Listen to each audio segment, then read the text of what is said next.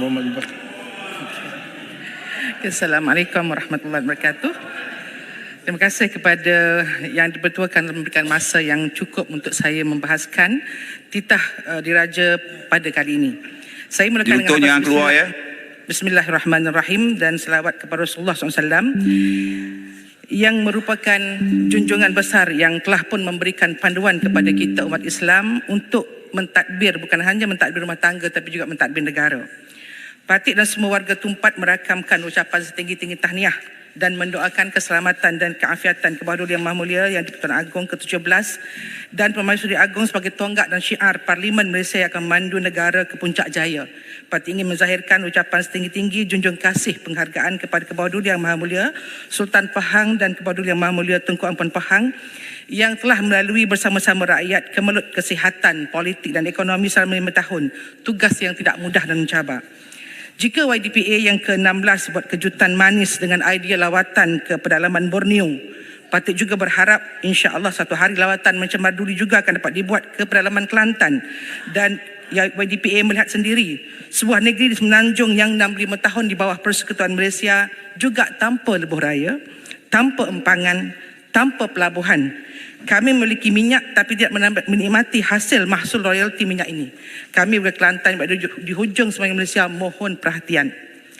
Tumpat akur bahawa semua lapisan masyarakat perlu memperkukuh perpaduan sebagaimana titah tuanku.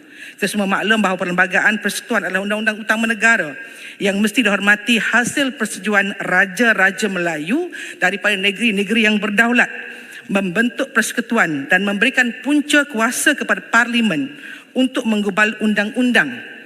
Perlembagaan Persekutuan telah mengiktiraf Islam sebagai agama bagi persekutuan dan akan terus dipelihara.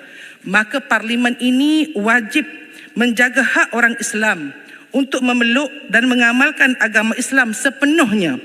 Termasuk kalau tadi disebut oleh Jelutong tentang bangsa Johor, di Johor mereka memperkasa tulisan Jawi.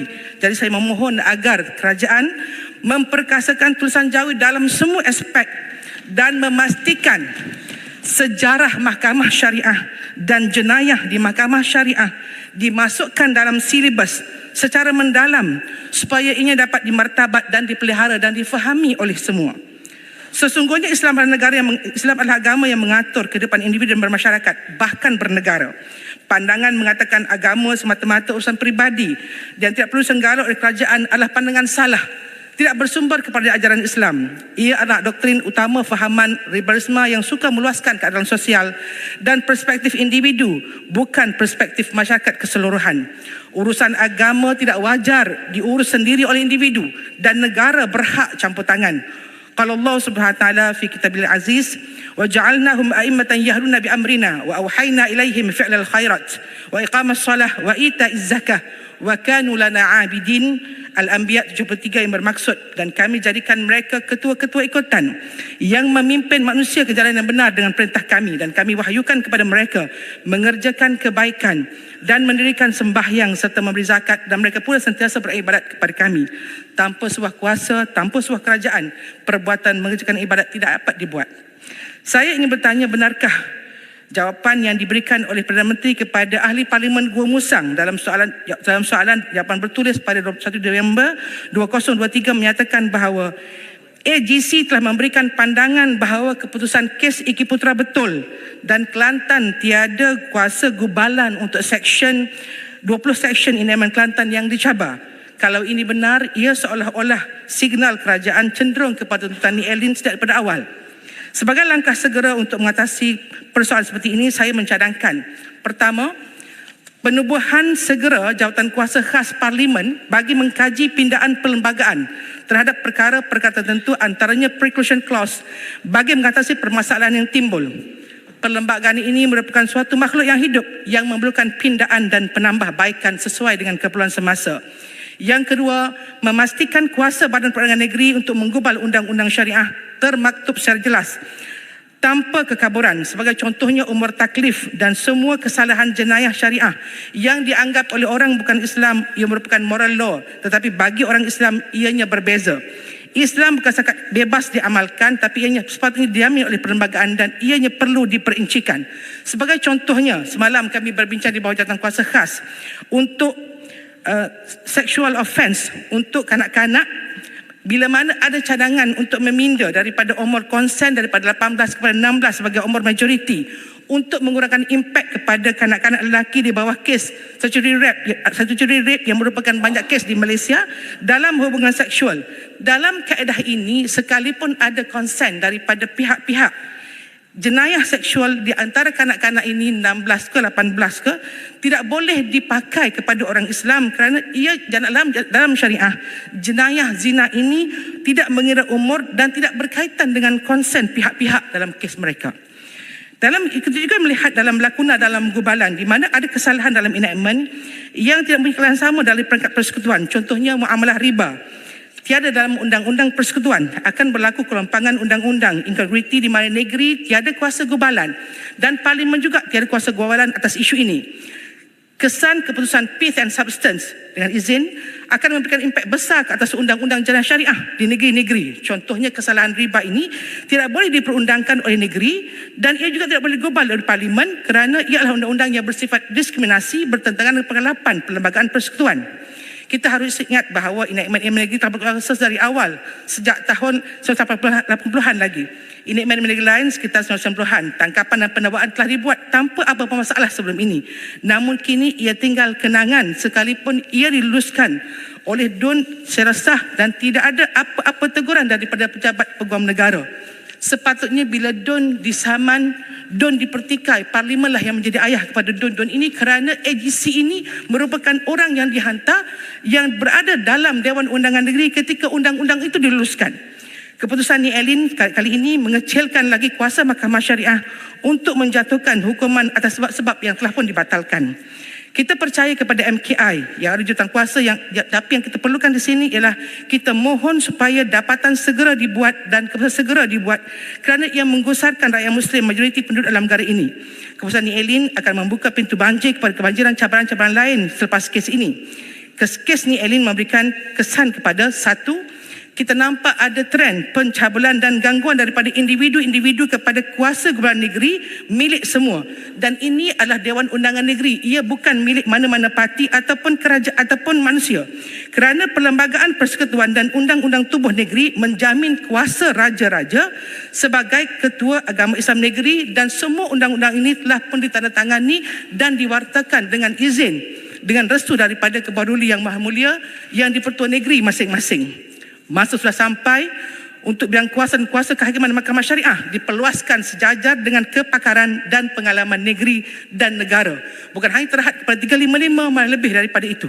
Yang ketiga, menjamin agar penambahan kuasa, sistem dan bilangan pegawai kekuasaan undang-undang jenayah syariah di negeri masing-masing diperkasakan kerana kita tidak mahu ianya dibebankan kepada PDRM yang sedia ada menanggung beban tugas yang sangat tinggi. Pasca kes Ni Elin, yang mana pempetishan adalah orang Kelantan, dicabar oleh kepada kerajaan Kelantan dan ketua hakim juga kebetulannya rakyat Kelantan yang mendengar kes ini. Dalam kes ini bukti perlunya pemerkasaan enactment jenayah syariah dan Mahkamah Syariah khususnya di Kelantan. Saya cadangkan kerajaan adakan satu Suruhanjaya untuk memungut referendum khusus bagi rakyat Kelantan adakah mereka bersetuju jika kesalahan jenayah di bawah federal list diletakkan terus sebagai state list yang mana terhad pemakaiannya kepada Muslim sahaja. Kita kira suara hati nurani rakyat Kelantan yang majoriti Muslim lebih 90% dalam tempoh 34 tahun 8 kali pilihan raya konsisten.